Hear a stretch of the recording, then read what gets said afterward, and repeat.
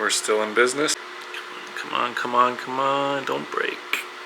Alright, there we go. Unstuck. What's up everyone, it's Mike aka Plastic Life and I'm back with another Jazwares Pokemon Select action figure review. This time it's on the Series 6 Garchomp. This figure retails for $32.99 here in Ontario, Canada, which is a bit steep for the quality of the Pokemon Select line, but that being said, this is our first fully articulated Garchomp, so let's get it off the stand and see if it's worth it. Alright, here's Garchomp off the stand in a vanilla pose, looking really cool. I'm happy with how this Garchomp came out. It looks pretty accurate to the animated series. The head is a little bit big, it is a little bit bulky, but that's essentially how the Pokemon Select line has been going.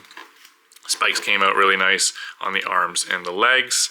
The decals in the eyes, looking nice and straight ahead, so the placement is good. And yeah, this figure looks pretty good. I'm happy with the way this came out. It is a little bit back heavy, so I'm using the tip of the tail to keep him standing upright. You can move the figure and pose it leaning forward, but you do have to just kind of counterbalance the weight and just make sure that the feet are placed accordingly so that you can kind of have him leaning a certain way, like so. But of course, if you're having trouble getting it to pose, you can always use the stand that it comes with. We've seen this stand before in multiple Pokemon Select figures. It ends up just porting into the back of Garchomp, like so. And then that way you can just use the stand and you'll have no issues posing up your Garchomp that way. Yeah, you can pose it up really nicely with the stand. This figure has pretty good articulation. Let's take a look at it. Alright, getting into the articulation, starting with the head, Garchomp can look up quite far. Although it does have this little recoil issue that I've seen on other Pokemon Select figures where when you push the joint to its limit, it just ends up recoiling back down. Same thing is happening on this figure. It can look down only about that much, and when you go to rotate, you can rotate it, it gets stuck there, and then it just kind of pulls back, and it can rotate this way and kind of just pulls back as well. I'm not sure why this is a thing with Pokemon Select, but for companies, when you're making figures, use a ball joint. Just use a ball joint so that you can get range. This thing should be able to turn its head all the way around, and it can't. But, you know, that's what it is with this line. The jaw has articulation, which is awesome because now we can open and close the mouth, create a little bit of expression. So you can kind of have him diving through the sand like so. There is some articulation in the abdomen region. It can go up about that much and down about that much. When you go to rotate it, the same thing as the neck happens. It just rotates and then it snaps right back into place. It's a bummer. The shoulder joint, because it's about a quarter of the way down the upper arm, can only move about that much, and it can move back about that much. It can rotate, but for some reason it stops here. So it can rotate around and then it gets stuck there. The elbow joints, they bend almost 90 degrees and they do have rotation. The right arm on mine is completely stuck and not moving, so I'm going to try to heat that up with a hairdryer. Garchomp can kick up this far, holy smokes, and it can move its leg back about that much. There is some inward and outward movement, and there is a little bit of upper thigh or hip rotation inward and outwards.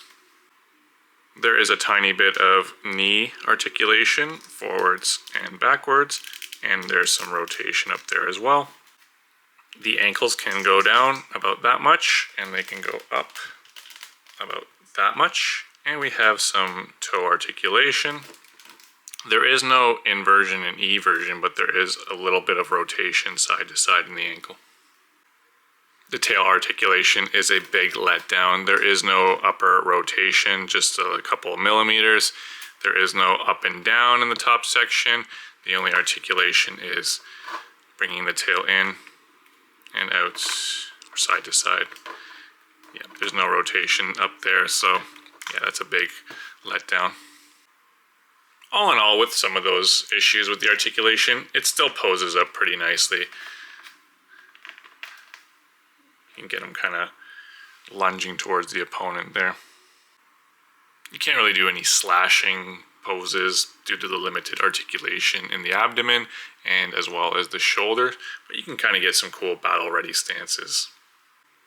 Let's get it back up in an upright position.